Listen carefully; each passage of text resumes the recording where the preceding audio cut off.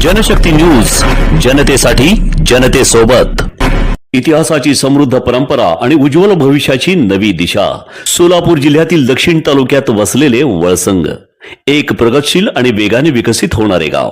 सोलापूर शहरापासून अवघ्या 12 ते 15 किलोमीटर आणि अक्कलकोट शहरापासूनही 12 ते 15 किलोमीटर अंतरावर वसलेले वळसंग हे गाव उत्कृष्ट कनेक्टिव्हिटीसाठी ओळखले जाते। राष्ट्रीय महामार्गाशी जोडलेले असल्याने प्रवास अधिक सोयीस्कर आणि जलद। जवळच निसर्गाच्या सानिध्यात वसलेले कुरनूर धरण शांत निसर्गरम्य परिसराची अनुभूती देणारे, तसेच अवघ्या 7 ते 8 किलोमीटर अंतरावर उभारला जात असलेला आशियातील सर्वात मोठा गृहनिर्माण प्रकल्प विकासाच्या नव्या संधी घेऊन येत आहे।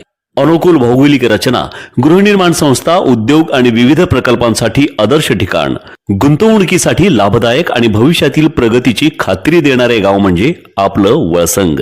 आजच निवडा विकास, सुविधा आणि निसर्ग यांचा सुंदर संगम। महाराष्ट्र पुन्हा एकदा लैंगिक अत्याचाराच्या एका मोठ्या प्रकरणाने हादरला आहे। नाशिकच्या सातपूर परिसरात स्वतःला पत्रकार आणि एनजीओ संचालक म्हणवणाऱ्या रवींद्र गणपत एरंडे वय वर्ष 63 याच्यावर 100हून अधिक महिलांचे लैंगिक शोषण केल्याचा गंभीर आरोप आहे।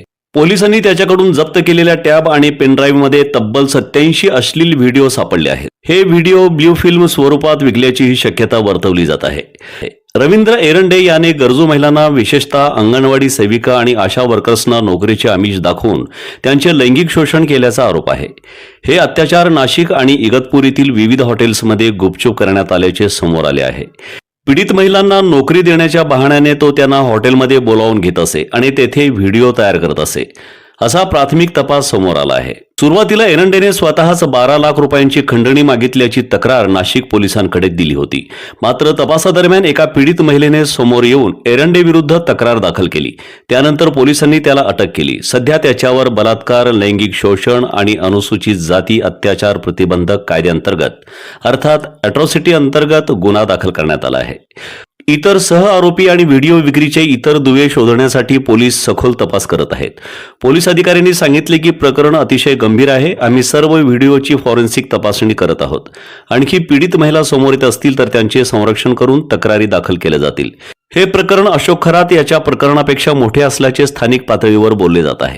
महाराष्ट्रात अंगणवाडी आणि आशा वर्कर्सना नोकरीच्या नावावर होणाऱ्या शोषणाच्या घटना वारंवार समोर येत असतात। यामुळे महिलांच्या सुरक्षिततेचा प्रश्न पुन्हा एकदा चर्चेला आला आहे।